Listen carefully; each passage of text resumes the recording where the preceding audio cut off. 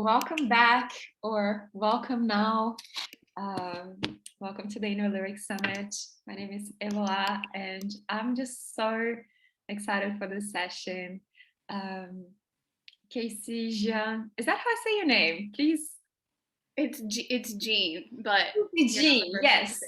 Thank you, because we only communicate in writing. So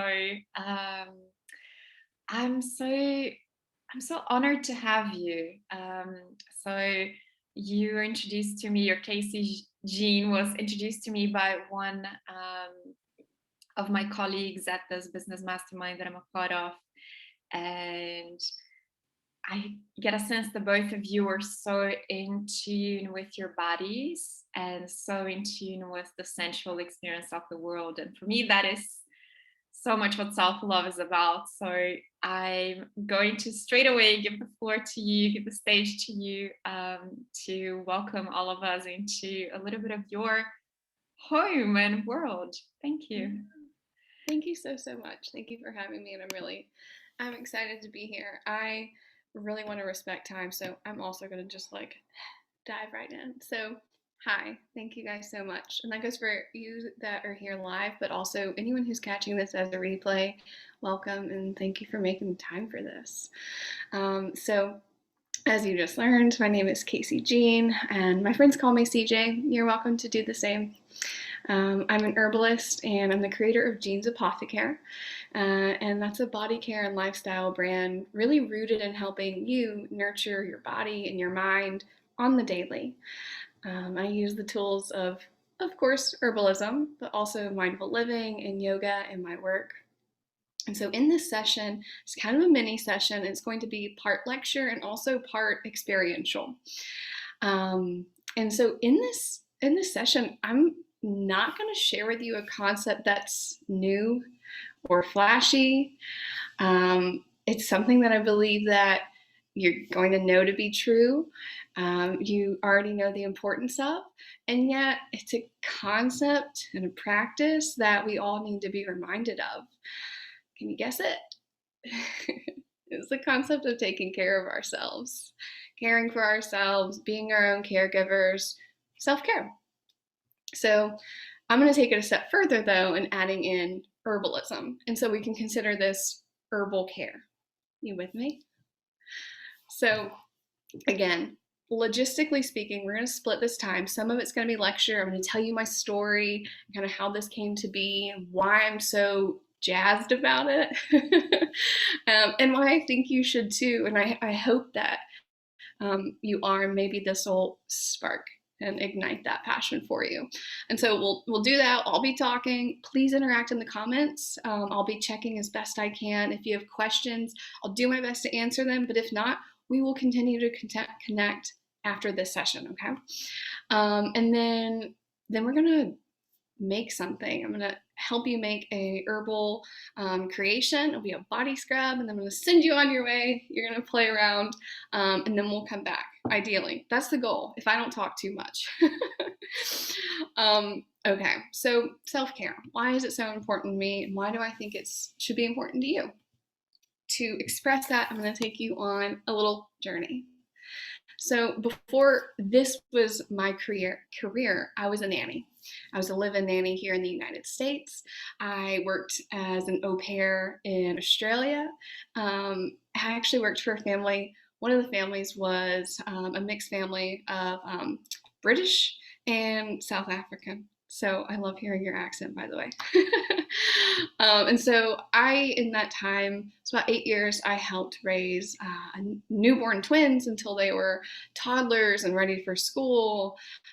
Took care of toddlers until they were ready for school. I cared for ages from 3 months old to 9 years old, so primarily early education. I was their caregiver, and my sole job was to take care of their well-being, to ensure that they felt safe and they felt loved, healthy, they just felt good, that they were nourished and rested and cared for, and clean, and that they had fun, that they were engaged, and they were even challenged. And I wasn't their caregiver just when they were sick. I was there every day. And There was never a day where I just didn't show up. Okay, I totally took time off, but I communicated that I wouldn't be there. I was there when the kids were happy, and was there on days that they were having a really hard day. You see where I'm going? Near the end of my caregiving career, I was 20 years old. I was young. And my body began to change pretty seriously and severely, seemingly out of the blue. I wasn't feeling well. God, I was not feeling well. It got worse. It progressively got worse. And I suffered it alone because we tend to live in a society where, like, we don't talk about certain things, or no one necessarily wants to hear that you're sick. At least that's the narrative that I believed at the time. And so I was having severe digestive symptoms. I felt really run down, and that continued. I would be dizzy. I would wake up and be so exhausted that I needed to sit down on the couch and breathe. It felt literally like I just ran a marathon or something. Again, I was 20 years old. Not normal for a 20-year-old to feel that crappy. Yeah, I really wanted to cuss there, but you get the point. It felt really not good. And so it almost took a year and for me to step into the role as advocator for myself. I had to fight with doctors to get appointments and referrals and to get testing. And it didn't take long, because I fought and I stood my ground, to get diagnosed with ulcerative colitis. Not the time and place to go into the nitty gritty of it, but it is an autoimmune disease. And if you've ever heard of Crohn's disease, it's slightly more popular than UC, but that's essentially what it is. It's an autoimmune disease that targets the gut, which then affects the rest of your body. And so my doctor nonchalantly just handed me a prescription and was like, here, you'll take these 9 pills for the rest of your life. You live like this now. This is just your norm. I refused.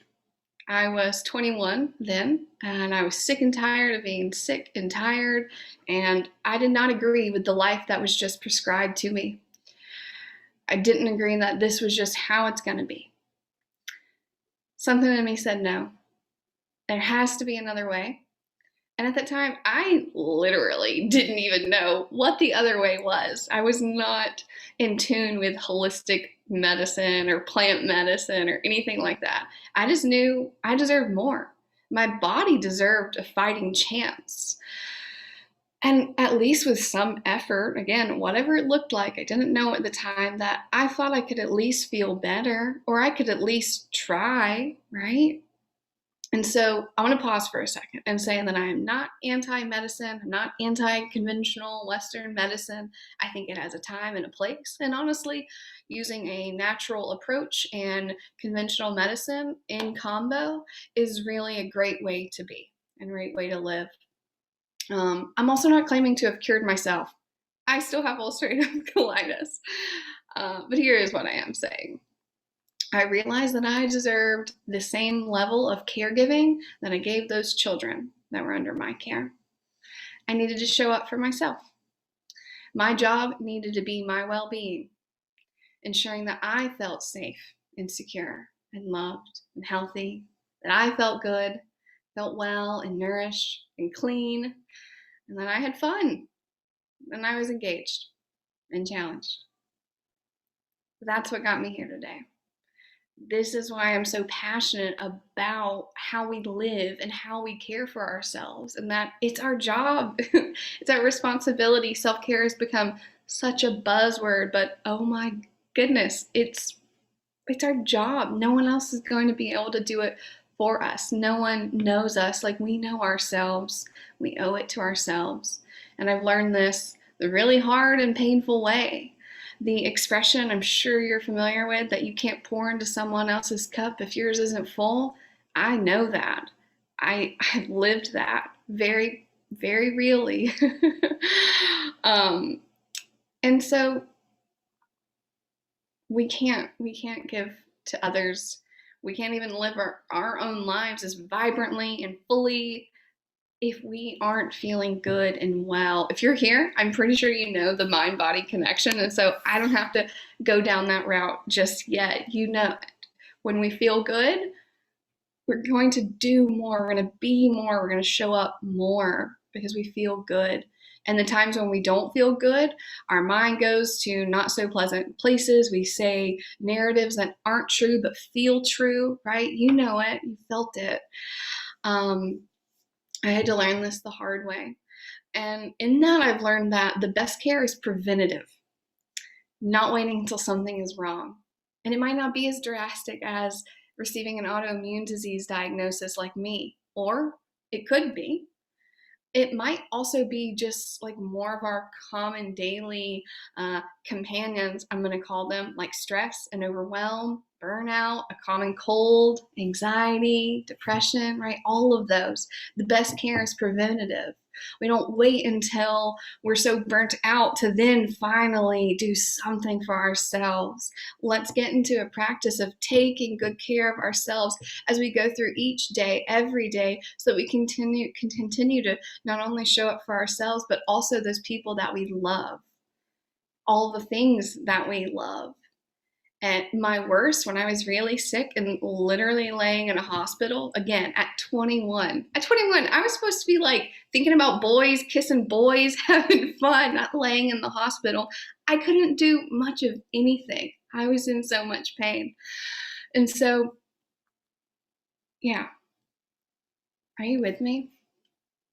I believe that a key component to a healthy lifestyle is an herbal approach, a holistic approach. Before I dive in, I'm going to check the comments and just see if I have missed anything, if you guys are with me. All right, cool. I haven't missed anything. If you have questions, if there's like an aha moment, lay it out there. Okay, so a holistic approach. The word holistic, probably not new to you either. You have probably even seen some memes that tout like self-care isn't about a bubble bath. And yes, uh, you know what, that's true, but also it is part of the equation if you like baths. You get what I'm saying, I hope. It's part of our well-being, the things that we enjoy, the things that make us feel good. So when taking an herbal approach, we still have to be active participants in the work, which I think is really what those memes are saying, like self-care isn't a bath. So plants are our allies that we can lean on, but they also ask that we carry the load too. If you're familiar with the movie Finding Nemo, where these sharks are like having a moment where they're going to change their lives, and they say, fish fish aren't food, fish are friends, fish are friends aren't food. There we go. That's how I feel about plants, but plants are also food. Plants are friends, they're our allies. So this work, right, we're thinking of self-care and weaving in herbalism. It requires us to start with self-awareness, knowing ourselves, knowing what helps us, what isn't helpful, what we like, what we don't like, and how our bodies react to it all. So self-awareness plus basic knowledge of how the body works can empower us to make choices on how to support ourselves the best. This includes nutritional and lifestyle practices to embolden and strengthen and nourish our physical and emotional and our spiritual selves, right? That's the part that loves to be our passion, our inner lyric. It's helpful to remember that the many symptoms our body has is simply the body's way of helping us gear up towards responding effectively to stress. So like even just if you notice you have an ache in your shoulder or if you have a headache, it's your body communicating to you and letting you know like, hey, something's going on here. Early symptoms of overload are signs that our body is functioning properly.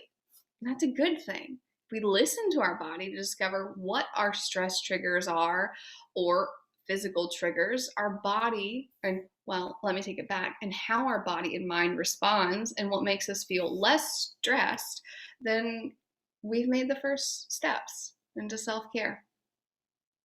This approach, the holistic approach, asks us to make some hard choices and to be actively honest with ourselves about self-created roadblocks, that roadblocks to balance and optimal well-being. We might need to make serious life changes or small changes to aspects of our lives that are negatively impacting how we manage our daily routines and how we care for ourselves. And some of these factors are under our control and some may not be. Regardless, herbs are there to support us in our own work, to enhance what we're already doing and how we care for ourselves. They're allies and they can provide compassion when and where we need it most. With time and patience and dedication, we are already on the path to well-being. We can't talk about well-being and not talk about joy and pleasure and desire. So I think you probably got it. I've talked a lot about well-being and care. You probably hear like health in that. But also, again, joy, pleasure, desire. All of those are key components to true well-being. I'm curious. Consider for a second. Have you ever withheld yourself from things that feel luxurious or like extras? They're not needs. Like a massage or a cologne or perfume or anything along those lines. Have you like withheld those? Maybe even you got them, but like you store them in your cabinet and you just look at them because they're just, oh, they're so nice, or you spend so much money on them, but you aren't actually using them. I know I've been there. Have you ever given contingencies to your well-being, whether it's like in this category or even just like on the daily, like I will accomplish this and then I can rest. I need to earn this and then I can get a massage. I need to get that promotion and then I can go on vacation. Let me know. Have you ever done that before? Drop it in the comments if you're here live. I know I have. Get out of that. When you catch yourself in that, banish that thought. Some contingencies are helpful, like once I put all the laundry away, then I will kick my feet up. That could be helpful, but that's not what I'm talking about here. It's putting your well-being and your joy and your desire, your passion on the back burner. We somehow, for some reason, tend to deem it as not as important, but I promise you that it is. Use those lotions, use that cologne, use it, enjoy it. All right. I'm going to check the comments one more time before we keep going. Yeah, absolutely. Why do we do that? As human beings, we deprive ourselves from the things that we enjoy. I hear it all the time. I'm going to give one example before we make some stuff and I dismiss you temporarily. So one of the things I sell and make are bath soaks, right? Love a good bath. And so I'll have people who buy like a pouch of, it's a pound. And so you can get like 4 baths out of that, or maybe even like a sample one, which that should just be 1 bath. And people will hoard it. They won't use it, or they'll just use the tiniest bit.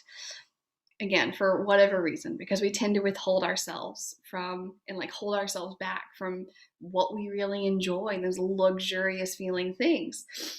And when we do that, when we deprive ourselves of it entirely, when we're not getting the benefit of it at all, but then also when you dilute it, you're not getting the true benefit of it. It would be like making yourself a cup of coffee and then diluting it so you get more out of it.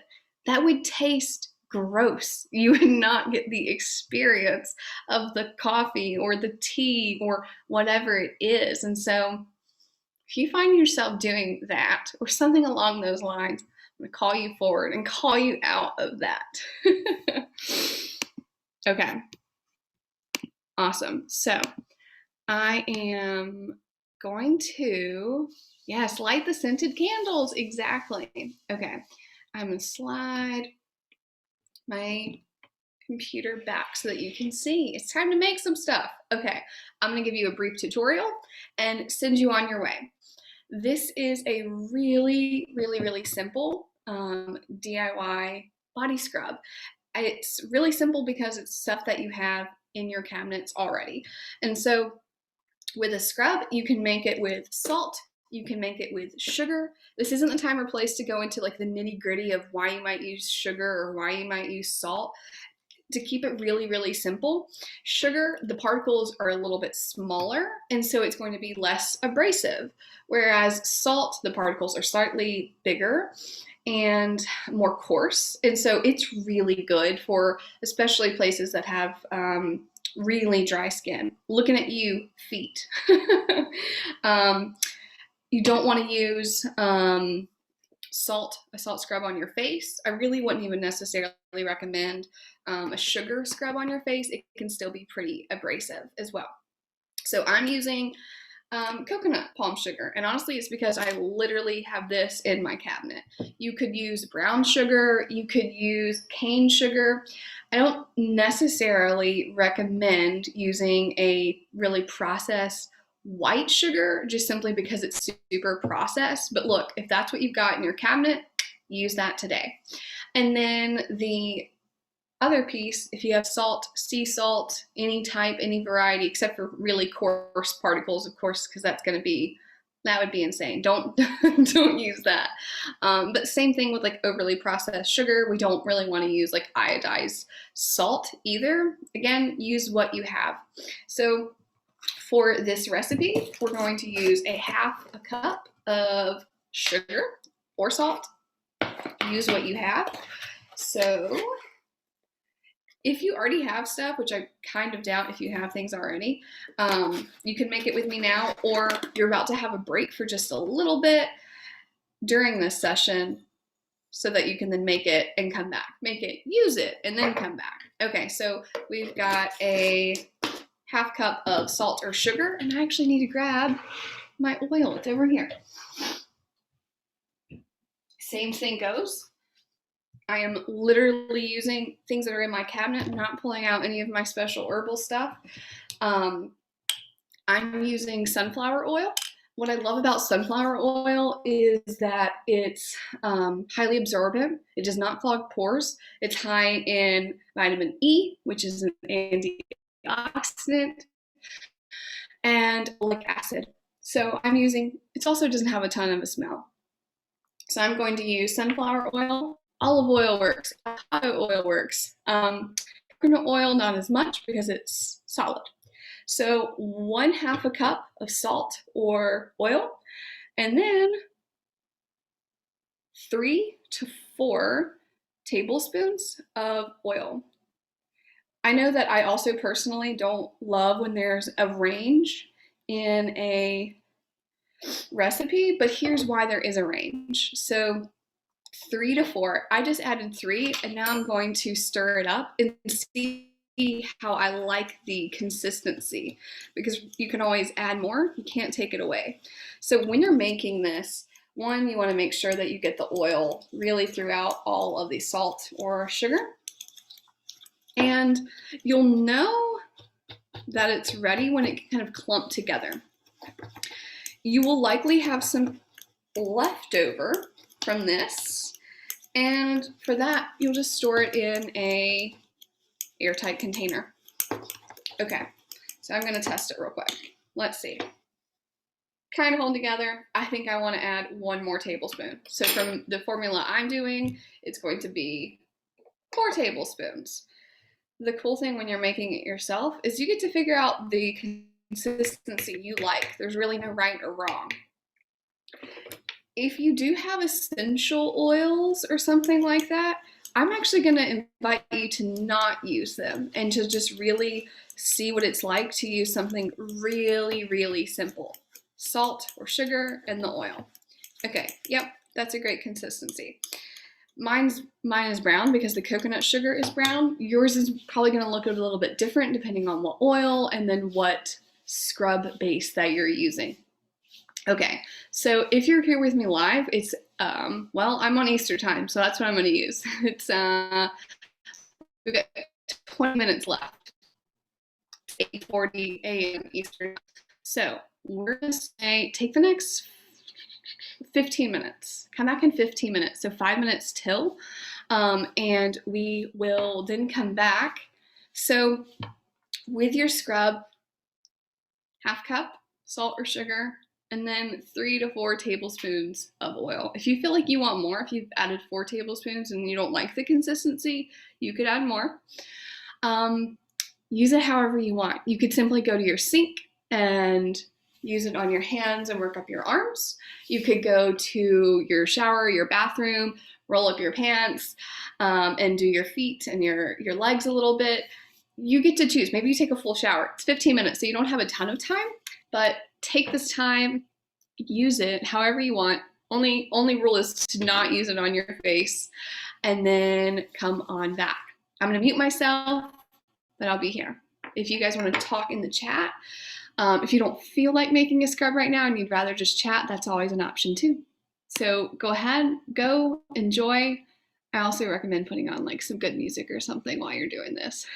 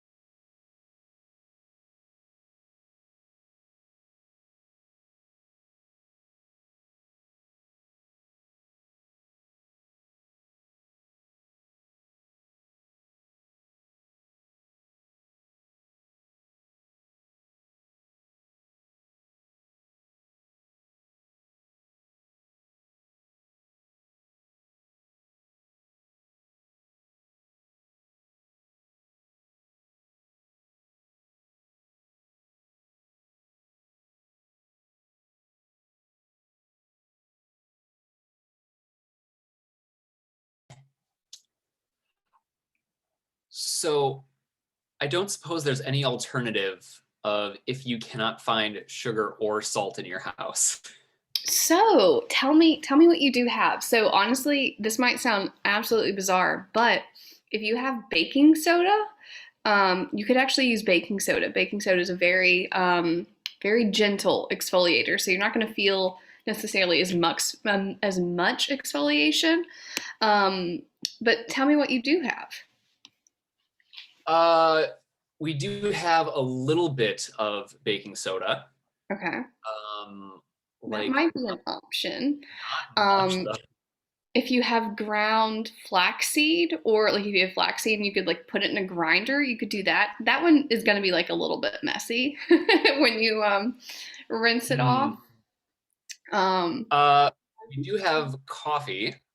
yeah. So you could do coffee. Again, you'll just probably like want to like do it into a smaller tub or something. But a Hmm. coffee scrub is great. Usually it is mixed in with salt or sugar. Sure. But I mean, hey, try it out. Um, Another one is oats, grinding oats into a smaller, kind of more fine powder. Is Oats aren't really a really gentle exfoliator as well. Hmm. Okay. Let me see what I can come up with. Okay, and come back if you have any more questions. Okay, cool. We have 5 minutes, yeah? Yeah, yeah. Okay, cool. Let me see what I can do. Okay. I see some of you guys here. It looks like I think you're making a scrub. Maybe also you're actually eating instead of making the scrub. Feel free if you're here to share.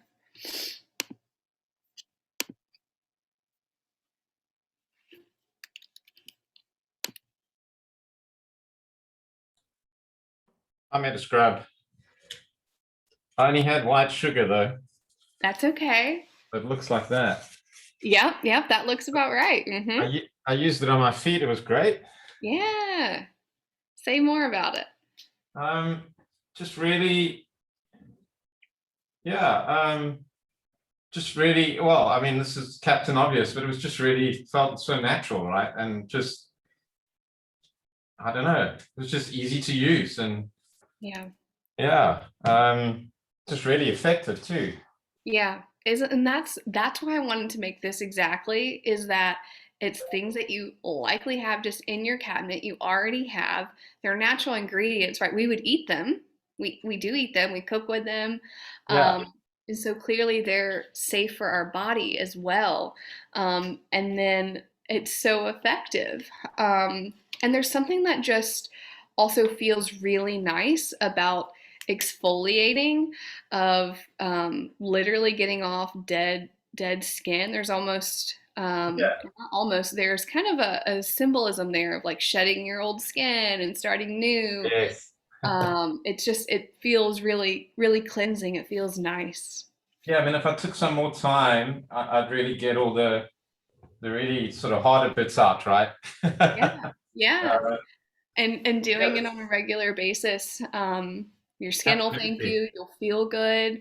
Um, and exfoliation, so clearly most literally it's exfoliating and getting off the dead skin, which is then also Yeah. promoting new skin growth, Yeah. um, softening the skin, but it also increases circulation as well. And so it's doing a lot for a pretty simple process and simple ingredients. Absolutely.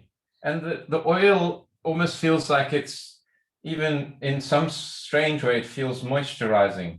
It is, you nailed it. Isn't that Yeah. interesting? You can exfoliate and hydrate, moisturize the skin at the same time. Yeah, it Yeah, does feel like, I mean, I've really thoroughly rinsed my feet and it still feels like there's like the slight residue of oil in it yeah, on the skin, but it's giving it like a layer of, either protection or some sort of moisture. Yeah, it's yeah, it's it's yeah. great.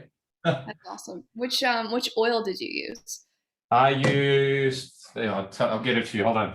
Okay. Uh, So, question has been posed: is there value in adding baking soda to the salt and sugar and oil mix? You could. It's an added ingredient. It would make the texture a little bit different. And what I do love about baking soda is it's very, very soft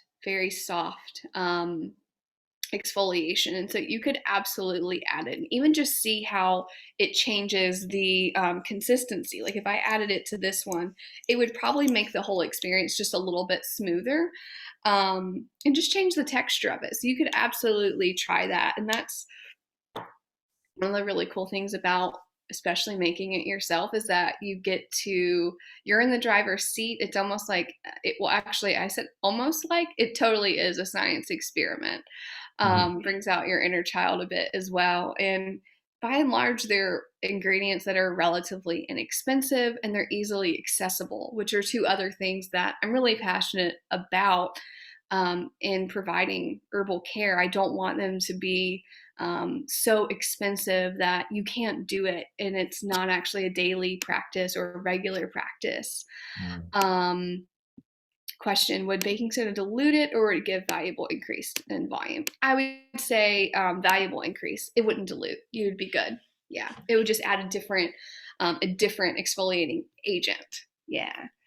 And you can even play with different things. So Brandon was asking because he couldn't find salt or sugar, if he could do like coffee beans, or of course coffee grounds, and you could add that. Coffee does make it pretty messy, but coffee is a stimulant, as we all know. That's our go-go juice, and so to your skin, it's also stimulating, and can help increase circulation.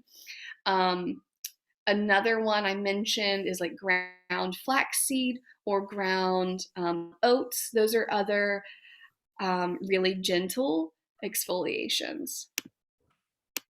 Yes, you can definitely use the coffee grounds after brewing the cup, which again, hello sustainability, giving it a second life. The only thing is with that, because the coffee has been in water and we're not putting a preservative in this, what you might want to do is get like a baking sheet or something so that you can just put the coffee grounds out and they can dry, so there's not the moisture, the water that's going to be added to your scrub that could then potentially grow bacteria, which isn't what we want to do. Let's see. Loving the idea of eating these things through my body. Yeah, what a concept. Like, these are things that we eat. Of course, they're safe for our body. They're safe for our skin. Our skin's our largest organ. So the oil I used was a combination canola and olive oil. Nice. Cool. Yeah. Yep. That works. Cool. I would love to hear other people's experiences, whether you want to interact in the chat, if you want to come off of mute. We've got now 5 minutes officially to connect. I'm going to scrub my whole body with it. Yeah. The other thing, kind of like on the same note with like the coffee, that we want to get the water out of it so that it doesn't, bacteria doesn't grow. So when you're using the scrub, if this is something that you're going to take on and try it out for a while, one, we're storing it in an airtight container, and you can keep it in your bathroom. I don't really recommend keeping it in the shower itself, just simply because probably your container is glass, and so that's just not going to feel good. If it falls on your foot, it might break. But also, we don't want to risk water getting into the container. On that same note, you just want to be careful of when you're getting the scrub out. You may or may not want to do that with your hands, especially if you're doing your full body. I'll often honestly bring a spoon to the bathroom with me or the sink, wherever it's at, and scoop it out so that I'm not sticking my hand in there. Okay, these are awesome questions. Let's see. Is the coffee grounds in addition to the base mix, or can I replace it with the salt or sugar? It would really be in addition to the salt or the sugar. You could certainly try it. Try just doing coffee grounds. It's going to be an exfoliator, but I would recommend adding it in there. And then the same thing goes, is you're just going to add, we'll say like a base, if you're doing about a half cup-ish of the base, salt, sugar, perhaps adding a tablespoon or two of the coffee grounds, and then doing 3 to 4 tablespoons of the oil. And then just add about a tablespoon at a time, maybe a teaspoon at a time, to get the oil base at a good consistency. Question about how often you can scrub, and yeah, different things. Okay, so really you just want to scrub a salt or sugar scrub once a week, maybe every 4 days at max. We don't want to over exfoliate the skin. More gentle scrubs like the baking soda, so no salt or no sugar, just baking soda and oil, or even the ground oats or ground flaxseed. You could use those perhaps every other day. And I've given those examples, the baking soda and the oats, there we go, I lost the word. Those are great for your face because they're really gentle and we don't want to use too much. Let's see. So I'm gonna drop some of my information here in the chat. Oh, I didn't do that correctly. So here's where you can find me on Instagram. This is my website.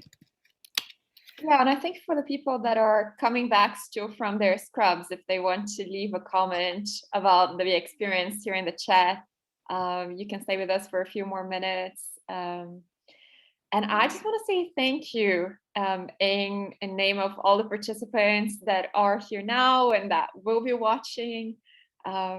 It's so easy. It just felt like, oh my God, this is like, I can do this in 2 minutes. And it's such a delightful experience. So I'm so grateful for you to be here with us today, to share your story and where this journey started for you, and for your love and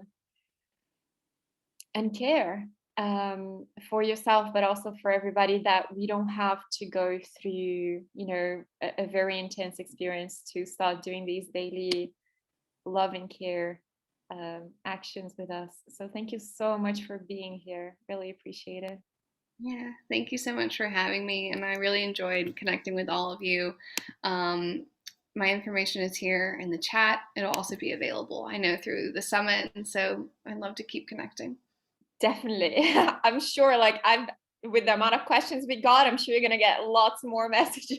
Yeah, I'm looking forward to it. Thank you so much. Casey Jean. Yes, lovely having you here.